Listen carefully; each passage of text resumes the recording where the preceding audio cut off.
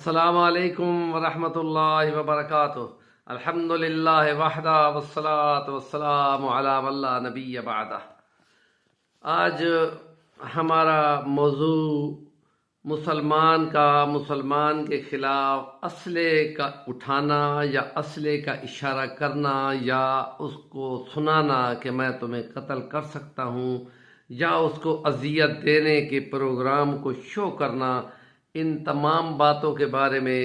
ہمارے پاس قرآن کی آیت ہے کہ مومن تو آپس میں بھائی ہیں،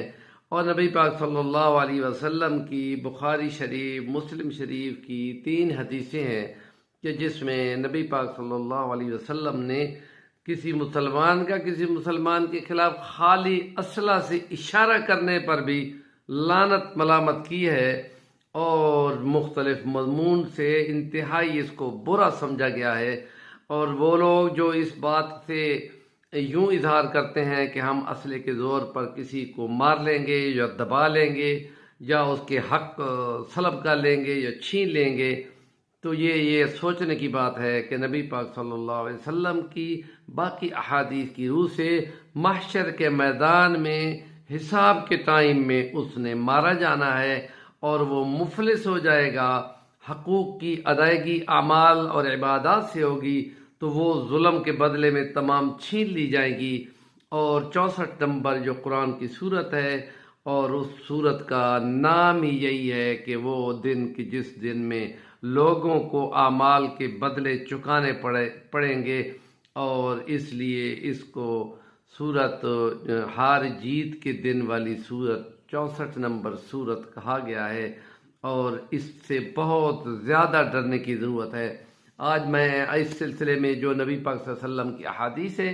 وہ بیان کرتا ہوں کہ حضرت ابو ہریرہ کی روایت ہے کہ لا یشیر احدکم الی اخیہ بالصلاح فانہ لا یدری احدکم لعل الشیطان ینزغ فی یدہ فیقع فی حفرۃ من النار۔ کوئی مسلمان کی طرف اسلحے کا اشارہ نہ کرے، یہ خطرہ ہے کہ شیطان اس کو ایسی بات میں الجھا دے گا کہ پھر وہ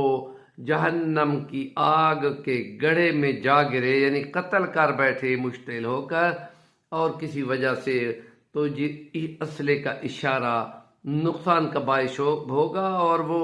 قاتل جو ہے وہ جہنم میں جا پڑے گا۔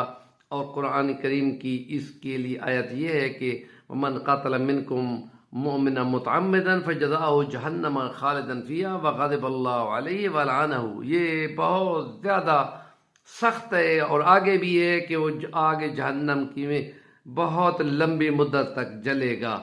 اور دوسری حدیث جو ہے وہ بھی مسلم شریف کی ہے، 26,162 اس کا نمبر ہے، تو اس میں الفاظ اسی طرح ہے کہ کوئی اشارہ کرے تو دوسرا مضمون یہ ہے کہ فَإِنَّ الْمَلَائِكَةَ تَلْعَنُهُ حَتَّى يَدْعَهَا، فرشتے اس پر لعنت بھیجتے ہیں سوائے اس کے کہ وہ اس کو چھوڑ دے۔ وَإِنْ كَانَ أَخَاهُ لِأَبِيهِ وَأُمِّهِ، چاہے وہ مسلمان اس کی اپنے باپ کا بیٹا ہو یا اپنی ماں کا بیٹا ہو، یعنی سب سگا قریبی ہو، اتنا کہ بھائی ہو یا اس کا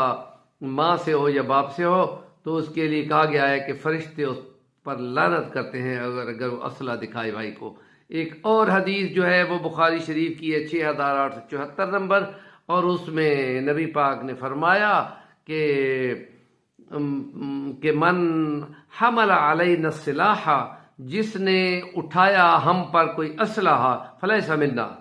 وہ ہمارا کچھ نہیں لگتا۔ یہ بہت بڑی وارننگ ہے جو نبی پاک صلی اللہ علیہ وسلم نے دی ہے۔ ہمارے چینل کا نام صفی الرحمن الوانی، ضرور سبسکرائب کر لیں۔ سبسکرائب کرنے کے بعد اس میں جو مضمون سب سے پہلے نکلتا ہے وہ آپ کو وصول ہو جائے گا۔